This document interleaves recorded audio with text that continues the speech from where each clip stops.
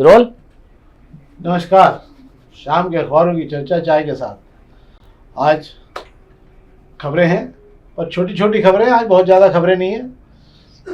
सामान्य खबरों से आज कार्यक्रम शुरू किया जाएगा। तो शेखर जी सीधे हम खबर जी बिल्कुल। तो आज हम अग्निबाण की खबरों शुरू कर रहे हैं। अखबारों में भी अब खबरें उस स्तर की आना धीरे धीरे कम हो जाएंगी। घटनाओं की जानकारी मिलेगी, पर अतिरिक्त जानकारी जो अखबार अपने जो संवाददाता मेहनत करके अतिरिक्त जानकारी आप तक लाया करते थे, उसकी थोड़ी सी रुकावट होने लगी, क्योंकि विज्ञापन अखबारों में तेजी से बढ़ रहे हैं। ये 4-8 दिन का है, फिर हम आपको खबरें वापस देते रहेंगे। और आज करवा चौथ भी है और आज पूरे शहर भर में बाजारों में बड़ी चहल पहल है। आज तो बाजार अच्छे खासे बाजारों में जो है खासकर कपड़े की खरीदी बहुत है और बढ़िया और भी जगह सामानों की खरीदी भरपूर है।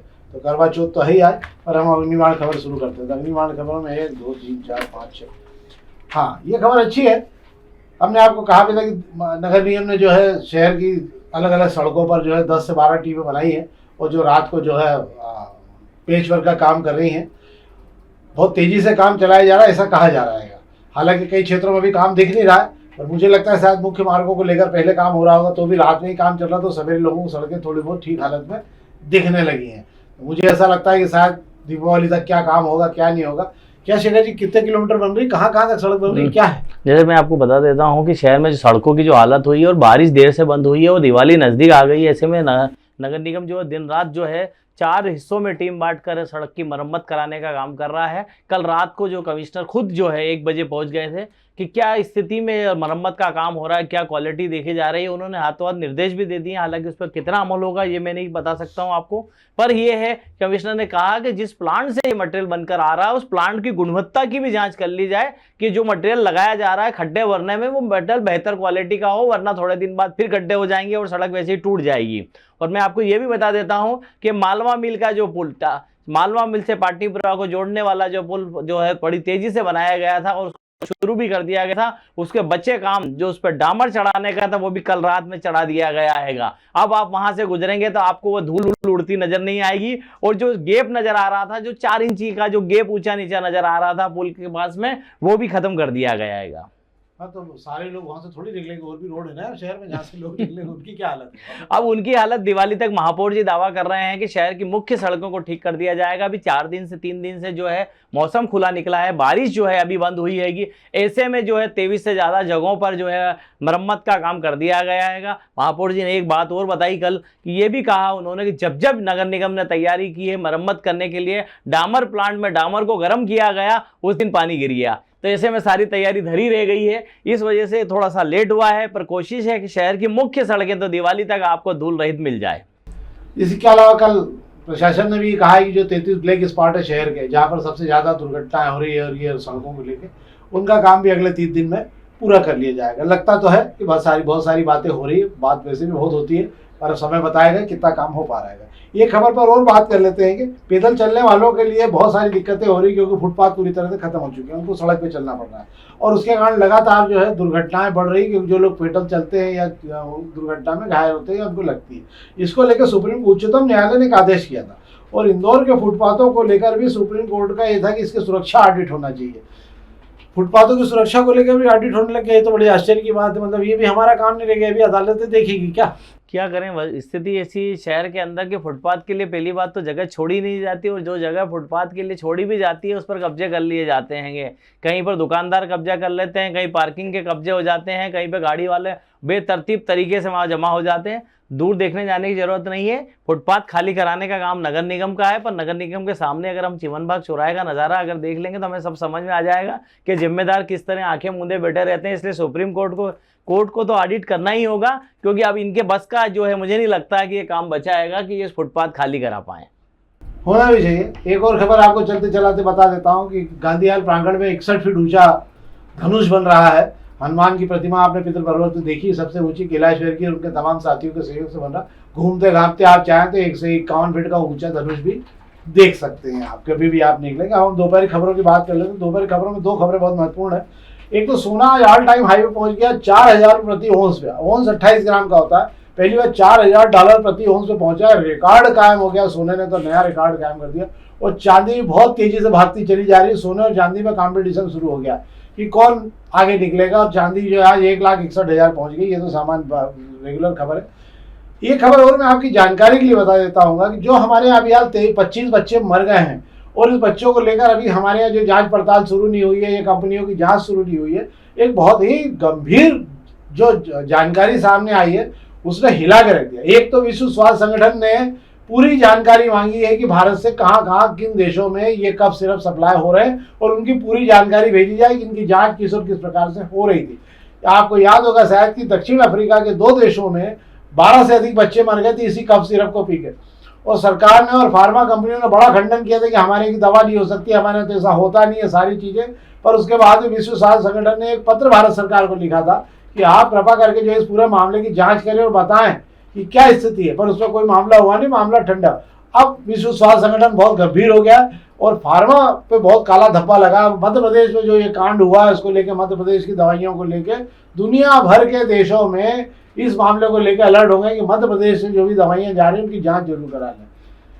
एक और मामला ये था कि जो एंटीबायोटिक दवाइयां, उसके अंदर आपको आश्चर्य होगा, जांच में ये पाया गया कि जो साबुन, गीला साबुन आता ना जो पानी में बना हुआ रहता, उसके केमिकल उसमें पाए गए हैं। तो एंटीबायोटिक वगैरह आप खा रहे हो तो इसको ध्यान रख ले, मुझे नहीं मालूम, पर ये जांच में पाया गया। 1000 से अधिक रैंडम जांच की थी, उसमें ये भी पाया गया था। तो ये आपकी जानकारी देती मैंने। अब एक खबर और मैं आपको बता देता हूँ जिस पर महत्वपूर्ण है कि शहर में रोजगार की तो कोई वो नहीं है, रोजगार नहीं मिल रहे हैं। तो अब बच्चे जो है, जो नए युवा निकल रहे हैं, अच्छे खासे पढ़े लिखे बच्चे भी जो है गिग वर्कर मतलब जो लोग ये आपके जोमेटो और इनका काम करने, तो 5 से 7 हजार बच्चे ऐसे हुए हैं जो मोटरसाइकिल पर स्पर्धा कर रहे हैं अपने जीवन की, और आपका सामान 5 मिनट में या 10 मिनट में आपके घरों को रात को 2 बजे तक पहुंचा रहे हैं।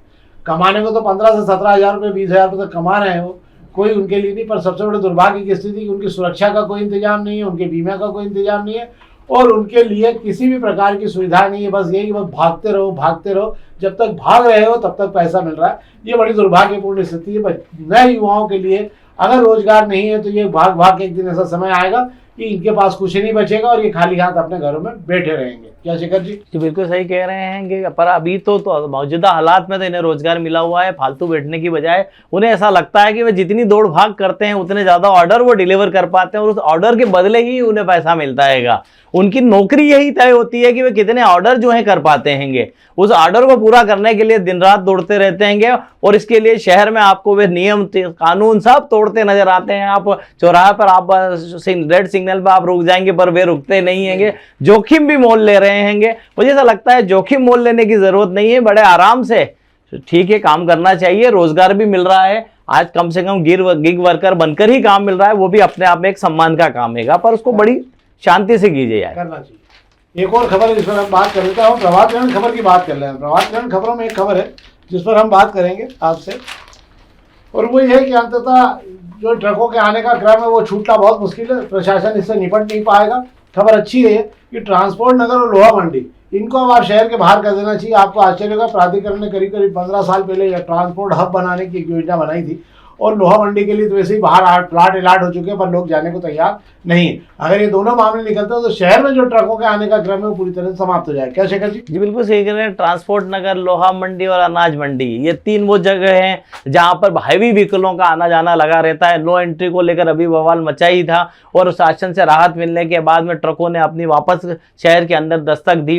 तो ये दस्तक देना जरूरी भी है, कारण है कि ट्रकों में जो माल लोड हो रहा है, अपलोड हो रहा है, वह शहर के अंदर से ही हो रहा है। जब तक इन्हें शहर के बाहर नहीं भेजा जाए, लोहा मंडी को बाहर भेज दें, ट्रांसपोर्ट नगर को बाहर भेज दें और अनाज मंडी को बाहर भेज देते हैं, शहर की सीमा के पास इन्हें अगर कहीं शिफ्ट कर दिया जाता है, हालांकि जगह देखी हुई है पर पहुंचाने की हिम्मत कोई नहीं कर पा रहा है। यही वजह है कि हाईवे वाहन शहर के अंदर दाखिल होते हैं और फिर कोई हादसा होता है तो बड़ा हल्ला मचता है, जैसा बड़ा गणपति पे हुआ था। और उसके बाद में आनन फानन में कुछ देखा नहीं जाता, सीधी चालानी कार्रवाई शुरू हो जाती है, कुछ दिन वो चलती है, फिर उसका हल्ला मचता है, फिर उसके ऊपर सब ठंडा कर दिया जाता है और फिर सामान्य जिंदगी वापस चलने लगती है और अगले हादसे का इंतजार होता है।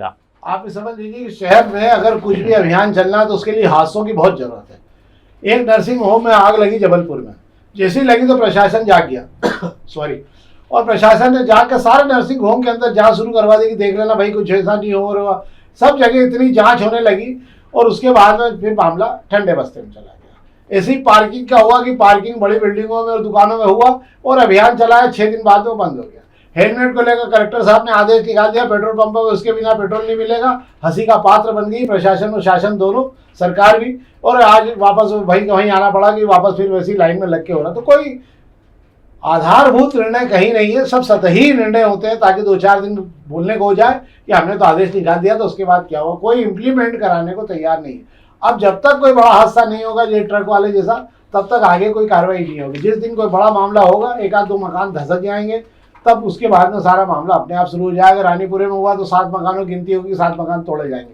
तो जब तक हादसे नहीं होते इस शहर को कुछ भी मिलने को तैयार नहीं है। तो आप चिंता मत करिए, जो हादसों का इंतजार करिए, हादसे हो जाएंगे, आपको कुछ ना कुछ मिल जाएगा शहर में क्या होना चाहिए। एक और खबर पर हम बात कर ले रहे हैं, ये खबर में, और इसी पर हम आगे भी बात करेंगे। एक तो शहर में करीब 12 से 15 हज़ार ई रिक्शा हो गए हैं। हर दिन शहर में 8 से 10 ई रिक्शा सड़क पे उतर रहे हैं, जिनका कोई माई बाप नहीं है, कोई नंबर की जरूरत नहीं है, कौन चलाएगा लाइसेंस की जरूरत नहीं है। बच्चे चला रहे हैं, गुंडे चला रहे हैं, अपराधी चला रहे हैं, कौन चला रहा है कोई लेना देना नहीं, और सब पूरे शहर भर में। और यही जो है पूरे शहर की यातायात व्यवस्था का चूरा भी निकाल रहे हैं।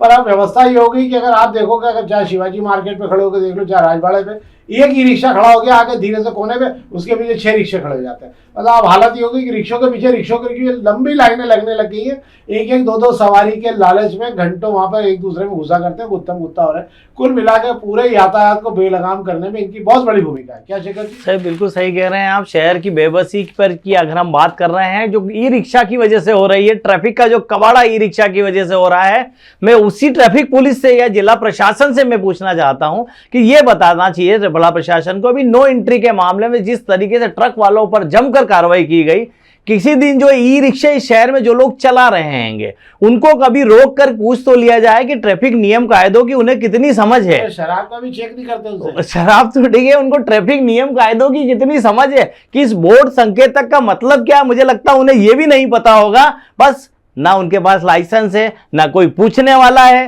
कि ई रिक्शा किसके लिए लिया गया है, किसको चलाने की पात्रता है और कौन चला रहा है। ऐसे बच्चे भी देखे गए, दाढ़ी मूछ तक नहीं आई है और ई रिक्शा दौड़ा रहे हैं।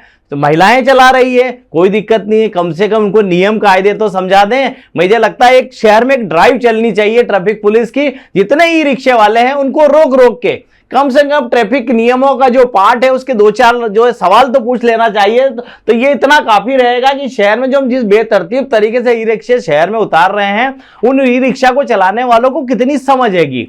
यही वजह है कि जब भी त्योहार आता है, हम बात करते हैं राजवाड़ा और आसपास के बाजारों की अगर बात कर लेते हैं, तो वहां पर पैदल चलना मुश्किल हो जाता है इन्हीं ई रिक्शा वालों की वजह से। और इस शहर का अगर ट्रैफिक का कबाड़ा अगर किसी ने किया है तो इस ई रिक्शा ने किया है। और राजवाड़ा पर इस पर बरसों से बात हो रही है, जवार मार एमजी रोड को हम 1 वे कर देते हैं, हम सब कुछ कर देते हैं। जहां ई रिक्शा घुसते हैं वहां पे सारे 1 वे को चकनाचूर करके निकल जाते हैं। यही स्थिति है। कल जो बात अगर कर रहे हैं तो ट्रैफिक पुलिस के अफसरों ने राजवाड़ा और आसपास के बाजार के कारोबारियों से बैठकर बात की है और तय किया है कि बाजार की हालत क्या है। साथ में घूमे भी हैं, देखा भी है, तय कर लिया गया है कि ई रिक्शा को उधर से हटाया जाएगा, ठेले वाले हटाए जाएंगे। बाजार में ठेले वाले खड़े हैं, दुकानदारों को दिख रहा है, ट्रैफिक पुलिस को दिख रहा है। जहां ट्रैफिक पुलिस रोज खड़ी है उसके बावजूद भी ई रिक्शा खड़े हैं, ऑटो रिक्शा खड़े हैं, आपके खाने पीने के ठेले खड़े हैं। शीतला माता बाजार में नजारे आम होंगे। और बात करते हैं पार्किंग की। पार्किंग तो दुकानदारी अपनी गाड़ियों की पार्किंग इतनी दुकानों के बाहर देते हैं कि जो है आम जो ग्राहक मिलती है। तय हुआ है कि जो लाइन खींची गई लाइन के अंदर तक गाड़ियां खड़ी रहेगी, उसके बाद खाली रहेगा। वैसे मैं आज आपको बता देता हूं, आज ट्रैफिक की कोई चीज कसावट शहर में नजर आई हैगी। आज दोपहर में रानीपुरा वाला जो रास्ता है या महारानी रोड वाला जो रास्ता है, वहां पर ट्रैफिक पुलिस ने जो सख्ती दिखाई है उसका असर दिखा है कि लोडिंग गाड़ियां जो रिक्शा वाले जो छोटे लोडिंग वाहन है उनकी एंट्री दिन में बंद कर दी गई है। और उनकी जो लाइन खींची गई उस लाइन के अंदर गाड़ियां खड़ी थी, आने जाने में सुविधा रही। ट्रैफिक पुलिस भी डंडा बजाती नजर आ रही थी। पर इस सब चीज़ों से ये केवल तात्कालीन व्यवस्था है। मैं आपको बता दूं, कुछ मत करे अगर पुलिस या प्रशासन के लोग 3-4 चौराहों पे खड़े होकर देख लें कि कितने ई रिक्शा जो है लाल लाइट के बाद भी पार जा रहे हैं, तो वो पाएंगे कम से कम 10 खड़े तो 3 निकल गए वहाँ से। यही स्थिति अगर आप यूं करो तो जाम की स्थिति, शास्त्री मार्केट में कारों की भरमार हो रही है, नई कारें लगती जा रही है एक के पीछे एक, और वहाँ पर गाड़ी निकालने के लिए अब केवल 10 फीट जगह बची हुई है। यही हालत जो है सब जगह पर देखने को मिल रही है। प्रशासन के पास स्टाफ नहीं है। पुलिस विभाग के जो निचले अधिकारी या कर्मचारी, उनका कहना है कि साहब सारे कर्मचारी तो अर्दली में लगा रखे हैं, पुलिस मिले कहाँ से? पुलिस तो सारी की सारी अधिकारियों की चमचागिरी में लगी रहती है दिन भर।